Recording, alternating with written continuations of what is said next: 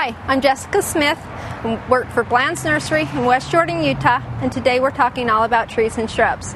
And right now we're going to discuss how to prune a dormant fruit tree.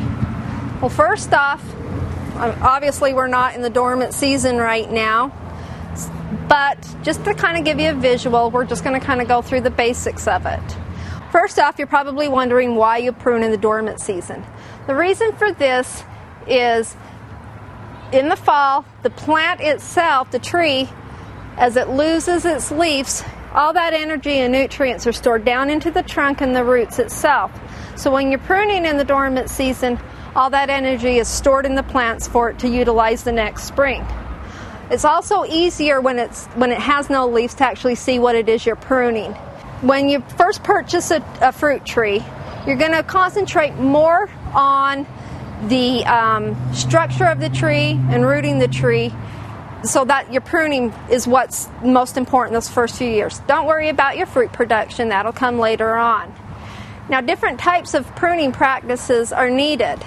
There's either your central leader practice, where you keep that main leader going up, and then in between that you space your branches, your scaffold branches all around your tree, and leave about 1.5 to 2 feet in between for nice airflow, sunlight, and that. The most common practice of pruning on fruit trees is actually your open center or your vase shape. This is where the central leader has been taken out, and then on your scaffold branches you've got 3 to 4 main ones that come out like a big bowl, and then off of that your lateral branches run off. When pruning a dormant fruit tree, do not prune too early in the winter when it's still freezing, and that can actually cause cold injury to them. What you'll want to do is, this is late in the winter, early in the spring, before they've come out is when you actually want to do your pruning. Prune on dry days, do not prune on wet days. This makes more fungal problems actually susceptible to the plant.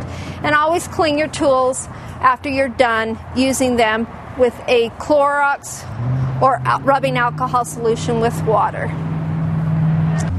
When removing a main branch, right here you can notice that there's a little bump from the trunk to the branch itself. You always prune right in front of that. That's called a branch collar. And in that branch collar, the tree actually has a natural chemical in it that after you prune, it comes around and seals it.